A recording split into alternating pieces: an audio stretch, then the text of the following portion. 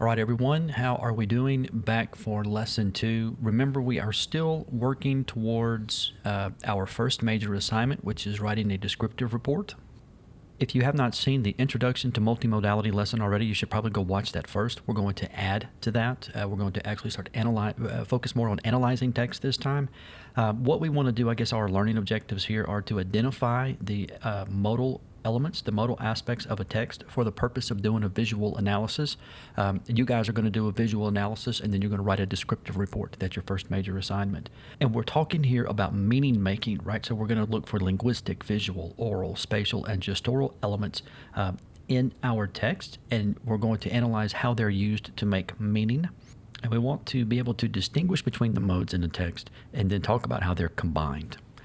Before you start doing an analysis of your text, right, you need to determine who is the audience, what is the purpose of the text, and what is the text message. So who is the text for? Who do you think the audience for this text is? What is the text purpose? I mean, is it just to be funny? Is it criticism? Is it to sell products? What is the purpose of the text? And then what is the message being delivered? And it's the message that we're focusing on in this first project. Your second project that's just coming up for your midterm, that is going to be where you rhetorically analyze, and we'll look more at purpose then. But for now, we really want to be able to figure out what the purpose is, and the main thing is to make sure we do not confuse the purpose with the message that's being delivered. This is difficult to do because the message and purpose overlap to some extent. So we really want to try to focus as much as we can on how the modes are being used to create a message, to make meaning, and less on how the modes are being used persuasively. And to give you an example of the difference between purpose and message, I have 6 ads here, and all 6 of them have the same purpose. They want to sell you toothpaste. But they each give you a different reason for buying the toothpaste, or maybe it's mouthwash and toothpaste. They each give you a different reason, and this is where we get to the message. In our next lesson, when we start talking about rhetorical analysis, I'm going to show you all 6 of these again, but we're going to look at them rhetorically, and I'm going to show you how they work rhetorically. But the message, the meaning here, the ad on the top left, basically the message is Crest products are good for your gums and for your teeth. The top middle message, Crest products are good for your kids, right? So we could probably say that top middle one, if they're good for your kids, it's probably an audience of parents who buy toothpaste and toothbrushes for their children. In the message on the top right, you could stay healthy and youthful with Crest products. And we look at the image here, the visual image, it's a young woman, so probably what we have is an audience they're targeting here are probably, I would say, probably late teens to early 30s. They're targeting with this ad. When we get to the bottom left ad, Crest products will prevent your teeth from falling out. If you don't know what that picture is, that's a picture of a model. Dentists will take a model of your teeth before they pull them all out and make dentures for you, or make crowns and caps and things like that. So here is where they're kind of saying, if you brush your teeth and you use our products, you'll get to keep your teeth when you get older. So that's kind of the message and the reason for why you should buy Crest products. The bottom middle message, we have this Olympic, apparently 5 gold medal Olympian who uses Crest, and basically the message here is Olympians use Crest toothpaste, and so should you. And then the image on the far right, keep calm and candy on, is basically if you use Crest toothpaste, then you can eat all the candy that you want without worry about getting cavities, right? So this is all of these have the same purpose. Buy Crest toothpaste, buy Crest mouthwash. That's the purpose of each one of these ads. But each of the messages are different, and each of the messages are distinct, and they target different audiences. So when your first descriptive report that's due in a few weeks, what you want to do is focus on the message. I don't want you to write an essay that says this ad tells us to buy toothpaste. I want you to say this ad wants us to buy toothpaste, and the message is this. So let's look at first linguistic elements in multimodal text. And here we have an image of 3 guys standing on a balcony. Apparently, the guy in the middle is looking down, and the guy on the left is also looking down, and then the guy on the right seems disinterested. With this visual text only, we just have these visual elements. Some of you will know this is a screenshot from Twilight movies. Some of you may not have known that. If you knew it was from Twilight, you know that these are the bad guy vampires. But outside of that, we basically have a picture of three people. We can kind of look at their body language and their gestural elements, their facial expressions, and maybe try to interpret some meaning from it. But when we add the linguistic elements to this, we find out that this is actually a meme. Target shoppers looking at Walmart shoppers. All of a sudden, the meaning of this text is made with the addition of the linguistic elements. Now imagine if we took the image out, if all that I showed you at first was a white box with Target shoppers looking at Walmart shoppers. We wouldn't have the complete message. We wouldn't have the whole thing until we have both of these modes put together. Once you combine two modes, then we start making meaning. So we move from just a picture of three guys standing there to a meme, right? And here now we want to try to figure out what is the message, maybe possibly who is the audience, where we'd expect to see a text like this. Let's move a little further. So we want to determine what the claim is and who is making the claim, who the audience is, what emotions does it evoke. These are all questions that you want to be asking while you're analyzing your text. What elements, what aspects or characteristics does it use to convey this message, and how does it attempt to prove its claim? So here the claim is Target shoppers think they're better than Walmart shoppers. And we're going to come back to this meme over the course of this lesson as we look at different elements of multimodality. We'll come back to this meme and we'll analyze it a little further, but right now just adding the linguistic element to it all of a sudden gives it a lot more meaning, and we'll leave it at that and move on a little bit. So now we change the linguistic elements. iPhone users looking at Android users. Now we start to have a little better idea of how effective just the linguistic elements in a multimodal text can be. Instead of Target shoppers thinking they're better than Walmart shoppers, now we have people who use iPhones who think they're better than people who use Android. We can change it again when the Arkansas side of your family arrives for the holidays. See, the jokes change, but the idea, that there's someone better than and someone lesser than, and this meme pokes fun at people who think they're better than.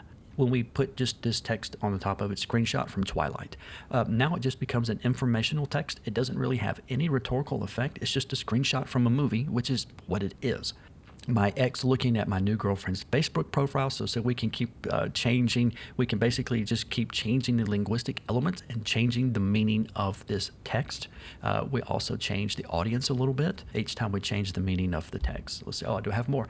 When your customer's credit card is declined, right? So this could be, you could have an audience here of waiters and waitresses who go back to the table and say, I'm sorry, sir, your card was declined. And this is how you feel when your card is declined and they're looking down at you at the table, or when you're at checkout and the people behind you were looking at you because your card was declined. So we're back to Target shoppers looking at Walmart shoppers. And what we want to do is imagine, we're not going to do this yet, we're going to come back, but imagine what these people would say.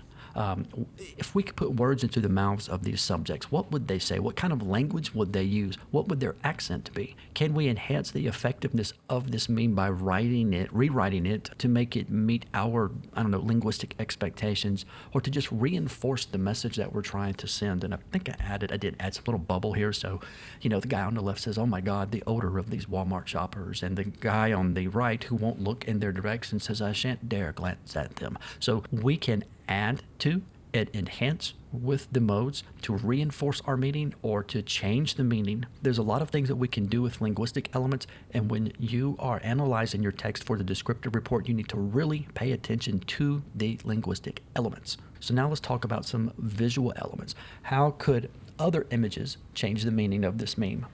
What we've done so far is we've changed the linguistic elements. Now let's change some of the visual elements and keep the text the same and see if it changes anything. So here now we have Target shoppers looking at Walmart shoppers, and we have this look on this baby's face. It's kind of, if this was a grown-up, it would be like a look of disbelief or a look of disappointment. A teenager looking at someone like this would probably be thinking, bruh. So by changing the meaning now, instead of it saying Target shoppers think that they're better than Walmart shoppers, now we could kind of say Target shoppers think that Walmart shoppers are ignorant or dumb. We change it again, Target shoppers looking at Walmart shoppers. Now we have this sideways glance. So now it's like they're suspicious of Walmart shoppers. They don't understand Walmart shoppers. If we change the image again, now we have Miley Cyrus. I think in this image right here, someone stepped on her dress or something like that. But when we add this linguistic element to it, it's almost like a get away from me, or what are you doing? And then we have Dr. Phil with his hand on his head. This gestural element here is like he doesn't understand. I don't understand Walmart shoppers. I don't understand why they shop at Walmart. And so here it's the Target shoppers who are just dismayed. They just don't get it. But now let's just talk about some things that we can do to change visual elements themselves. So of course, first we talk about color, and we want to think about how colors are used in our text. So the image on the left of your screen, we have this old guy. It's in color. He's wearing a blue jacket. It's a nice picture. There's good contrast. We can see all the wrinkles. I would say the expression on his face, there's really not, in my opinion, not a whole lot going on. It looks like someone said, "Hey, John," and he looked up, But when we make the image black and white on the right, now the contrast really starts to stand out. And we go from this nice skin tone to this shade of gray. It makes the image look older. We could put like a circa 1935 in the bottom of this image and probably believe that it's an old image, except maybe for the fact that it's really in focus, and I don't think cameras were that sharp back then, but there it is. What other visual elements do we have here? So contrast. Now here is a contrast in a visual element. If you look at the image to the far left, that's a very low contrast image, which means that the darkest parts of the image and the brightest parts of the image are compressed, which means they're not very far apart from one another. When you get to the middle, this is probably what you get, a contrast that we would expect to see in real life. And then when we move to the far right, we have a very high contrast image where the lights and the darks are really separated from one another. So the bright spots are much brighter and the dark spots are much darker, and there's not a lot of room in between them. And if we kept pushing the image one way or the other, if we completely reduced the contrast all the way, we would have an image that's pure gray. We would have a gray box. And if we push the contrast all the way in the other direction, we would end up with a monochromatic image. It would be black or white, and there would be nothing in between the spectrum of lightness and darkness. And we also talk about brightness. If you'll notice the image on the left is underexposed, which makes it kind of flat and kind of low contrast because the darks are still dark, but the brights are not very bright because the whole image overall is darker. And you can tell this if you'll look at the background in each image. The blue behind the man's head is dark. It doesn't contrast very well with his hair. Color-wise, it does, but it's a lot darker, and so is his hair. If you look all the way to the right, how bright the background is, and that's because in that image is overexposed. You can definitely see the difference between his hair and the background, but the whole image itself is much brighter. And then, of course, we got the image in the middle, and that is the image that's properly exposed. When you're doing multimodal composition, you may purposefully underexpose or darken an image, or purposefully increase contrast or increase brightness to help convey your message. So think when you're looking at your images and you're looking at, are they bright, are they dark, are they contrasty, are they flat? These things are used purposefully sometimes to make meaning. So it's not just, here's a picture of an old man, let's throw it together, put some text on it. Someone might say, let's overexpose it and increase the contrast so that it's really stark. Or let's underexpose it so that it diminishes the emphasis on this subject. These are things that you want to be thinking about when you're analyzing visual elements and visual text. Another thing to think about are aspect ratios. So on the left, we have this is all the same image. On the left, it's a 1:1. Because it's a 1:1, we are definitely more focused on the subject in the image, the woman in the dress in front of the water. When we increase it to a 4:3, we see more of the background, more of the horizon, more of the water. She's still the focus, but there is more now to distract us. There's more now for us to see. Sometimes images will be cropped or they will be zoomed in so that the audience is required to focus on only part of the image. Other aspect ratios, 9:16 and 16:9. If you watch videos on your cell phone or you look at social media on your cell phone, you are looking at a 9:16 aspect ratio. If you're watching videos or you're watching social media on a tablet, on a laptop, on a desktop, you're seeing it in 16:9. Also, all of your high definition televisions, your 4K televisions, you're watching television in 16:9. A lot of people will turn their cell phone sideways so they can see more of the image. They're basically, by turning their cell phone 45 degrees, they move from a 9 by 16 to 16 by 9. But think about aspect ratios, and this is really important. It's something further down the road when you're working on your own multimodal project. If you are creating a project that's meant to be delivered on a cell phone, then the original probably should be created in 9 by 16 so that your arrangement and your style and your organization and how your text is emphasized and how it is delivered is not compromised by creating it in a 16 by 9 and then delivering it on a 9 by 16 platform that's meant for cell phone use. So think about aspect ratios like that. One other aspect ratio, this is what you would see in a movie theater. This is a 2.35 by 1. I think they call this super wide. Quentin Tarantino, I think, shot The Hateful Eight in super wide like this. It may even been super wider than this, I'm not sure. But this is what you get in movie theaters. If you have black boxes on your television, on the top and the bottom, it's blacked out, then what they're doing is they're showing you a super wide image on a 16 by 9 television. So another visual aspect, another part of visuals that you should pay attention to when you're analyzing your text are its aspect ratios. So just keep that in mind. Another aspect of visual elements is perspective. And when we talk about perspective, we're usually talking about camera angle. Well, at least when you were talking about video photography, we're talking about camera angle. In multimodality, we're talking about the angle of the subject and the angle between the subject and the viewer. So on the left, this is a low angle, but that's because the viewer is below the subject. And I think sometimes they call this a hero shot. A lot of times you'll see your superheroes, images of them will be at low angles like this, so it makes them look bigger, it makes them look taller, it makes them look more powerful. And then we have a high angle on the right, and here's this little child, and we have I would say this is a really extreme high angle. She's looking really, really looking up at us, at the viewer. And then we see here, we have a low angle shot looking up at the old lady behind the desk. Think spatial mode. She has a desk separating her and this young child, and she's looking down at this young child. So here we have how perspective may change meaning. Here, this little girl, we could argue this little girl is completely at the mercy of this older woman, right? That this woman is in a position of authority, and she is looking down on this child and probably telling this child what to do. And we are reinforcing that with camera angles. We also have elements of perspective.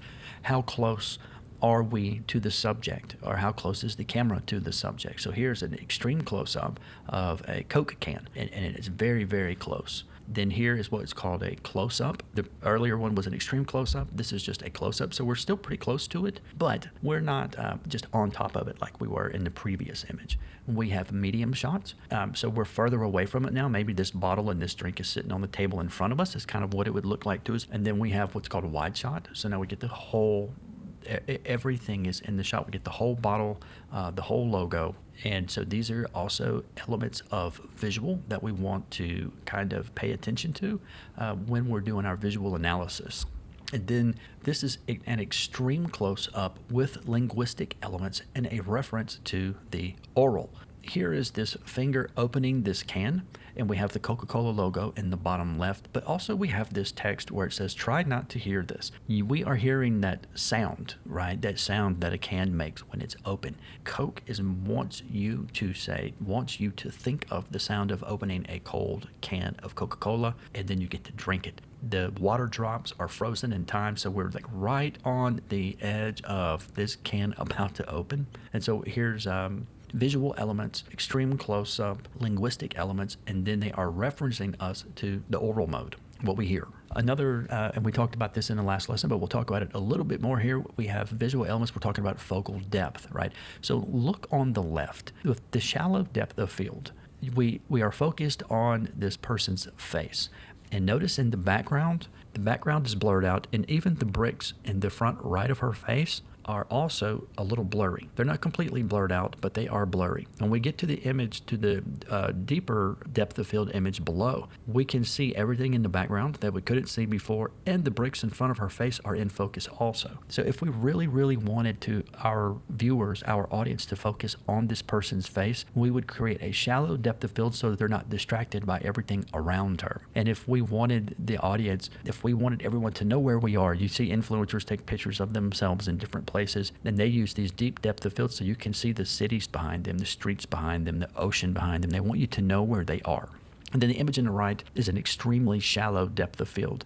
We can read depth of field on that line in the middle, but the lines that are closer to us and just a couple of lines past us are blurry. It's a smart little visual text that we have going on here. We have this linguistic elements, and the visual elements are the actual, depth of field. Other elements of visual that we want to pay attention to are the setting. So we have the Prius ad on the left, and as soon as we see it, we have this idea of green environmental. We have green grass and blue ocean and blue sky and white clouds. The Prius is clean. This image of the Prius, it is telling us in a sense that this Prius is good for the environment or environmentally friendly. And there's a lot going on here. We're not going to get into all of it, but just look at the setting. If they had put this Prius in the image on the right, it would be weird. That would be that well lit and that clean in the image on the right. When we look at the image on the right, we have this ad for a Chevy truck. Notice in this image that we hardly have any color at all. Everything is kind of gray, black, and white. The only colors that we really get here are the gold in the emblem on the front of the truck. And I would say the message in this one would be, you should buy this truck because it's tough. It can make it through the apocalypse. So they have basically desaturated all of the colors except for, it looks like the yellows and the reds and the oranges, and everything else is kind of grayed out and desaturated. So we kind of like this is a color image, but only a few colors are saturated. The rest of it is kind of on the border of being a black and white image. And that is to really sell this idea, this message that this is a tough truck. And you also see other visual elements, like you can see where the windshield wipers have moved the dust and the ashes off of the windshield. The headlights are on, and that tells us that the truck is running and it's operated. There's some other little car behind it. Maybe that's a Prius, I don't know.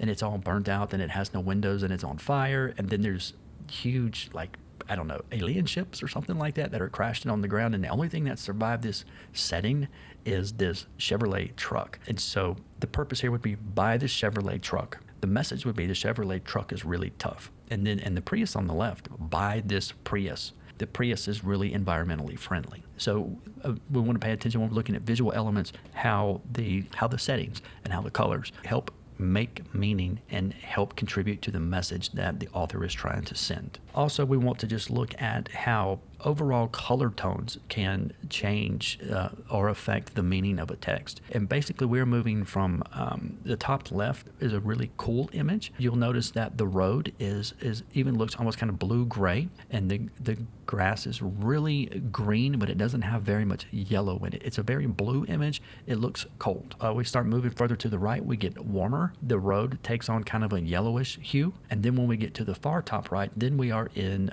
basically really warm. The sky is still blue, but the road is almost yellow, and the grass is almost yellow. We could also use these colors to kind of try to change the time of the day or the season, right? But then we look at the bottom row, and here's where we get a little more stylistic. On the bottom left, we have what's called sepia. I think that's called sepia, and are close to sepia. And this is what a lot of old images looked like. So if you want to take an image and you want to try to make it look a little older, you can make it styled like this. If you're trying to convey, you're trying to sell a product, or you're trying to reach an audience, maybe an older audience, or you're trying to convince people that your product comes all the way back into the 1890s or something like that, you may take an image of your product and use this sepia tone to kind of give it this older feel. The image in the bottom middle is just a yellow hue, a yellow cast over the image. It kind of gives it a sick feeling. We don't have any blues. We don't have any greens.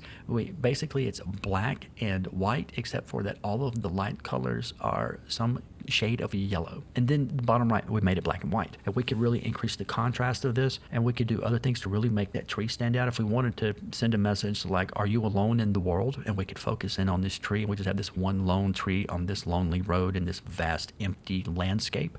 It's something that we could try to do with an image like that. So how we can affect the tone or mood of a message by affecting the shades of our images. That's something that you want to pay attention to when you're doing your own analysis, and later when you're thinking about creating your own multimodal project and what you're going to create. So let's go back to our target shoppers looking at Walmart, and look at some of the visual elements in here, one of the things that stands out to me right off is the camera angle.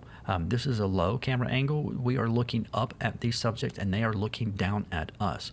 And if we have Target shoppers who are looking at Walmart shoppers and think that they're better than us, then they think they are above us and we are below them, and they look down on us. So this image right here, the visual elements itself says Target shoppers look down on Walmart shoppers. Some other visual elements that we have going on here, we have this. This is not black and white, but we don't have a lot of color here. And the colors we do have are gold and silver and white. And those are kind of regal, fancy colors. Our precious metals are gold and silver, and these guys are dressed in gold and silver. Kind of, I guess, connotes this sense of elitism or wealth. And then, the ruffled neck feather things. Also, the way they're dressed, just the visual effects of the way they're dressed, right? We maybe associate this with aristocracy, something along those lines. They look fancy. I'm trying to figure out some really good way to say all this. They look really fancy, and they're looking down on us, right? And they're on a balcony and they're looking down on us. And the color of their skin, it's really pale, and it looks like almost like makeup. These visual elements that we have here kind of contribute to this message that Target shoppers look down on Walmart shoppers. Also, we have a 16:9 aspect ratio. We know that this was pulled from a movie.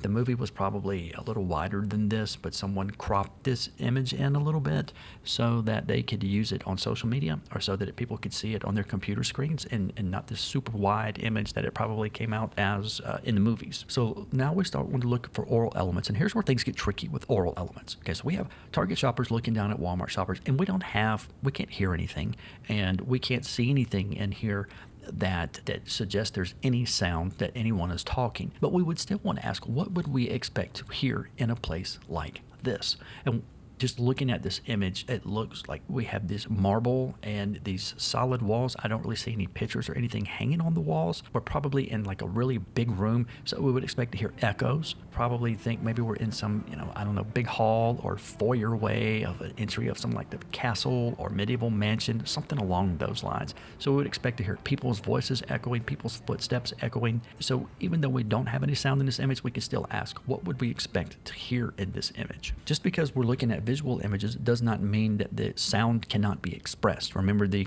extreme close-up of the Coke can ad a moment ago. But here we have a subject on the right with a bullhorn pointed at another subject on the left. We have this visual display of the woman on the left. Her hair is blowing away from the bullhorn.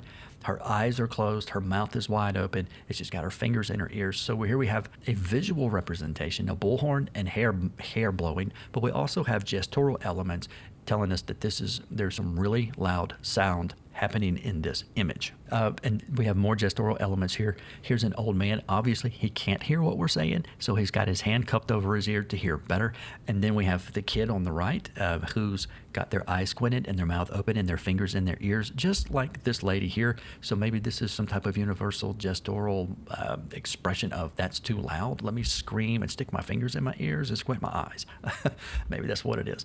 We also have visual effects. Remember VFX from the last lesson? Visual effects. Here we have gestural and visual. So here's this guy's eyebrows are raised, his mouth is wide open. We got the bullhorn again, so we have a gestural, we have a visual. But the VFX we have here are this. It looks like someone added type of a wave distortion effect on the left side of the image to mimic what sound waves are doing, or that sound is coming out of the bullhorn, and so much so that it's distorting the image and blurring part of the image out. So there's a little VFX. So even in still visual images, we can still have what appears to be oral elements, even though we can't hear them. The author wants us to know that it's loud. So there is an oral aspect to these visual texts, and so that's something you'll want to be looking for in your own text. We also see oral elements in signs and symbols. So on the image on the left, we have, the officer saying your car's too loud, you're going to pay a $7,000 fine. And we obviously know that what's too loud about this person's car are their mufflers. They got probably one of those cars that sounds like a weed eater that's revving really high. It's got the little wave symbol things on each one of the mufflers to show us this is where the loud sound is coming from. And then on the right, we have more traditional, or at least what we're used to seeing, musical symbols, right? Musical note symbols. And, that's not necessarily linguistic, but it's definitely using written symbols that we are familiar with that express sound. So pretty close to linguistic, if it's not just because it's not letters and words that we're used to hearing, but these are symbols for sounds that we're used to hearing, and we're used to seeing these symbols. And then another way, here we're using linguistic elements, definitely using linguistic elements. Here on the left, we have boom, and on the right, the elephant is making a sound, and the old lady is telling him, shush, this is a library. And we're used to seeing this all the time, definitely in comics, especially the one on the left. We see that type of stuff in comics. So there are oral elements in visual text, and we need to be looking out for them. So now we're going to talk about spatial elements. The spatial mode we talked about earlier in the previous lesson. Here we want to analyze text and see if the spatial elements are being used in the text to make meaning. The image on the left, these two people know each other. And we know that for two reasons. One, they're sitting very close to each other on a very long bench. We know that spatially there is enough room for each of those people to move to opposite ends of the bench. So because they're sitting so close to one another on such a big bench, we have a pretty good idea that they know each other. We also know that they're using the spatial mode to really have us focus on these two people because there's nothing in the background. This is lone bench next to a pathway, and beyond them is really nothing. So this is an image of two people who know each other, and they're sitting right next to each other. The image on the right is questionable. The people may not know each other, and that's why they're sitting on opposite ends of the bench. If they don't know each other and they're sitting on the bench like that, then I'm thinking maybe they're waiting for a bus, But there is also a chance that these people know each other, but they're in a dispute. And notice the tree between them. We see that tree and our mind says, oh, well, that tree is behind them and behind the bench. But in the image itself, just looking at the image, that tree separates these people as well. So they are separated from one another by sitting on opposite ends of the bench, but they are also separated by this tree. This tree is like a barrier between them, a visual barrier between them, and this is a good use of the spatial mode also.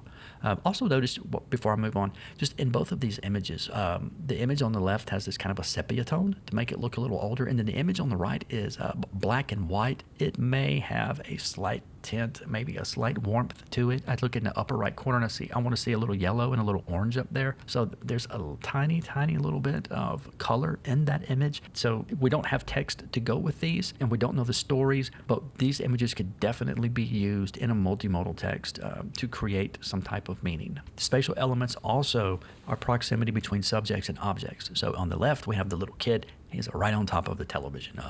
And then on the right, we have probably someone who's a little older, and they're far away from the television. So on the left, we have a very, very, very interested person watching television. On the right, we have a typical adult person who doesn't get on the TV anymore. But the distance here, right? We're creating distance, and we're noticing this difference. If we had, I don't know, like an image of the Super Bowl on the TV and a grown man doing what this little kid is doing right here, it would be interesting. It would be an interesting image and something that we could do something with. So just think about the spatial mode, subjects and objects in images. Then we get to other spatial elements, and this is a relationship between subjects. In the left, we have Tony Soprano sitting in the chair inside the building. We have the rest of the cast outside of the building on the other side of the door. And this is a super interesting image. If you know anything about the show, all of the characters on the left-hand side are Tony's mob family.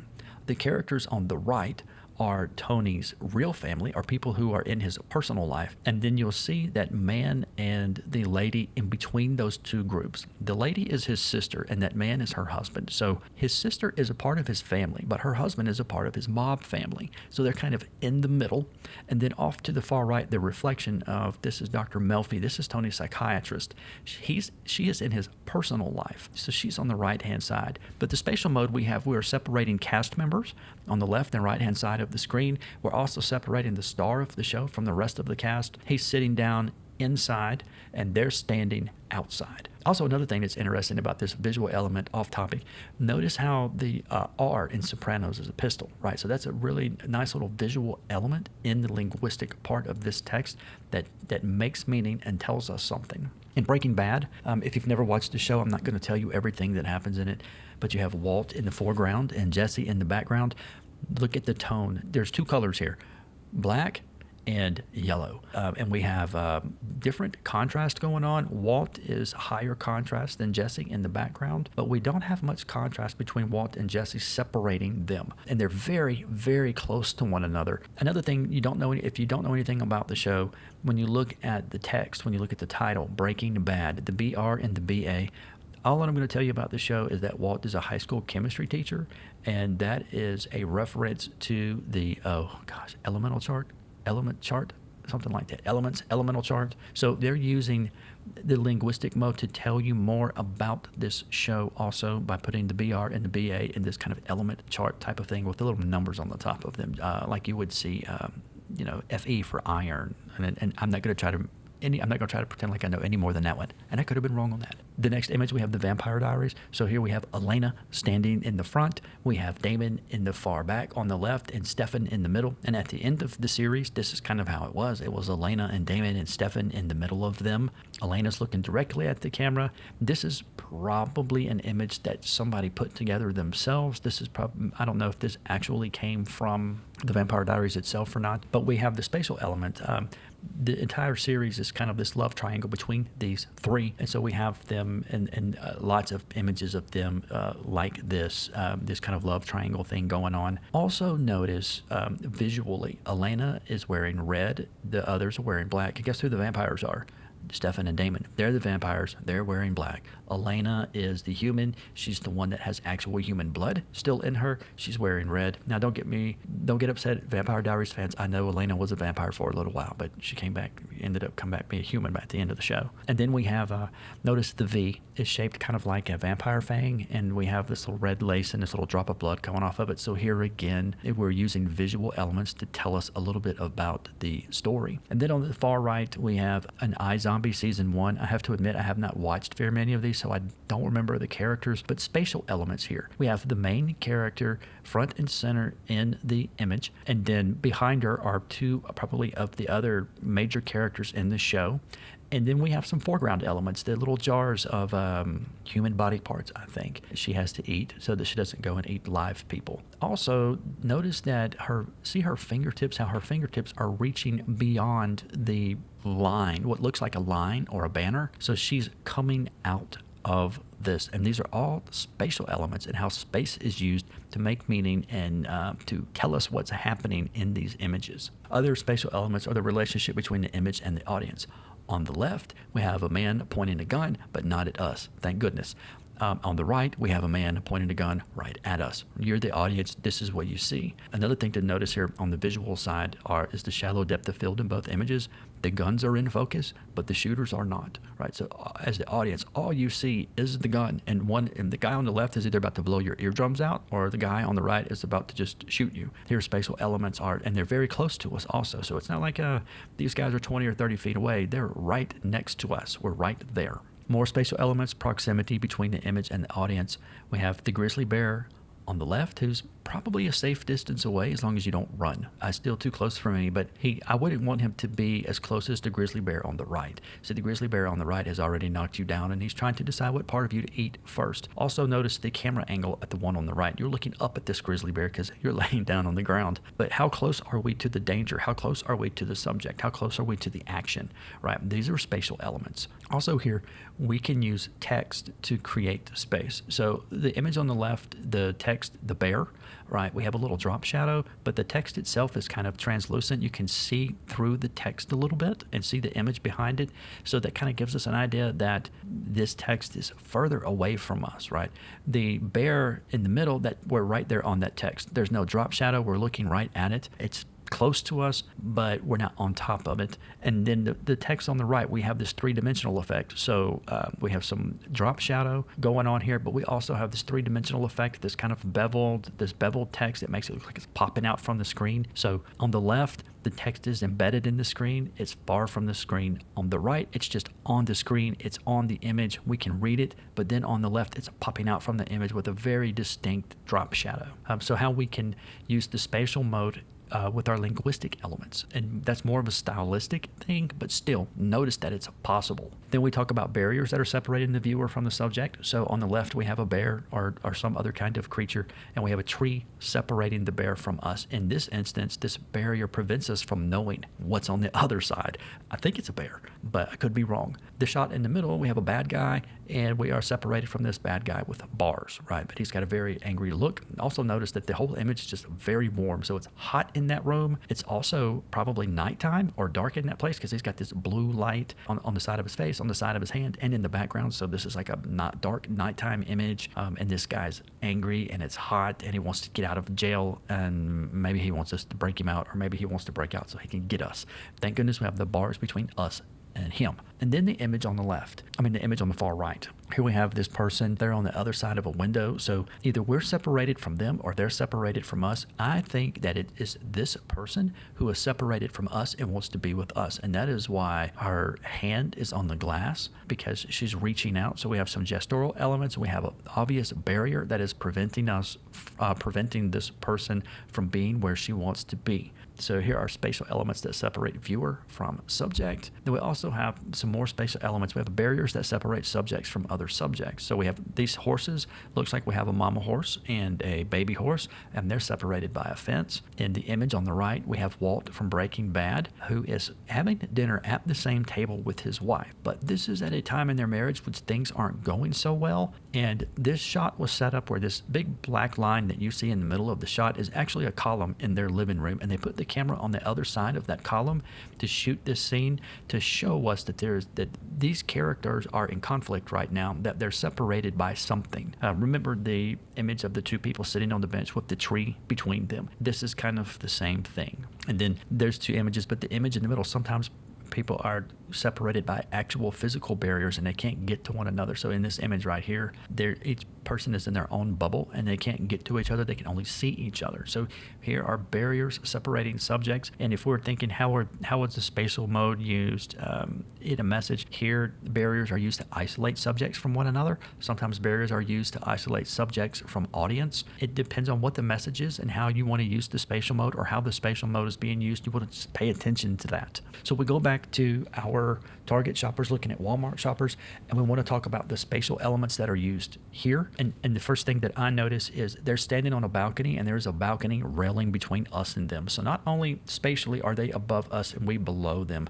but they are separated by some type of railing. We can't get to them, and they're in this exclusive place that we can't get to. So let's talk about gestural elements. Here, of course, the first one is facial expressions, right? So the guy on the left is happy. His eyebrows are raised. He's smiling. We know it's a happy image. We can look at the color, at the brightness of the image. It's a bright image. It's a colorful image. There's nothing to suggest that there's anything dark going on here, that there's anything wrong here. This is a happy image, and the gestural element expresses that. I could see this guy in a Crest toothpaste ad. I could see this guy holding up keys to his new car. You know, this is a happy image. The next image over, of course, is either sadness or despair. Probably more like fear is what we have going on here. And this guy, he's looking up at someone, not us. So we're not in the position of authority. There's someone else who's in a position of authority, and this guy is looking up. He may be ashamed. He may be afraid.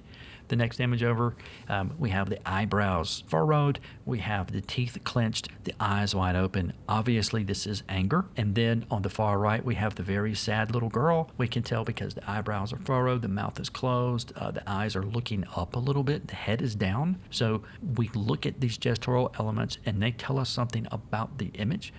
And we want to focus on how these gestural elements are used to contribute to the meaning or the message of the text that we're analyzing for our descriptive reports. And then another gestural element, of course, is blue steel. I don't know if you guys have ever heard of that, but it is very unique and we don't get it very often, but I just didn't want to leave it out.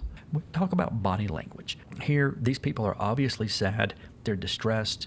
Maybe possibly they're in mourning. Maybe they just broke up with each other and they don't know what they're going to do. I could hear like a "Don't Know What You Got Till It's Gone" Cinderella song playing in the background right now. But we can just tell from their body language, their heads are down, their hands are on their faces, they're looking down at the ground, they're contemplating, they don't know what to do. Also notice something else in both of these images visually.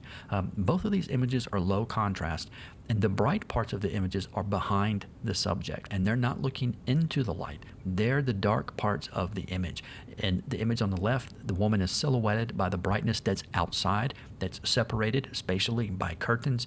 And then on the image on the right, the bright spot, the sun, is to the man's back. So he's looking away from the light towards, I guess, the darkness. And they're both just in distress and sad and trying to cope with whatever it is they're having to cope with. We can tell that from the body language, but it's also, we also get it, some spatial elements here and some visual elements here.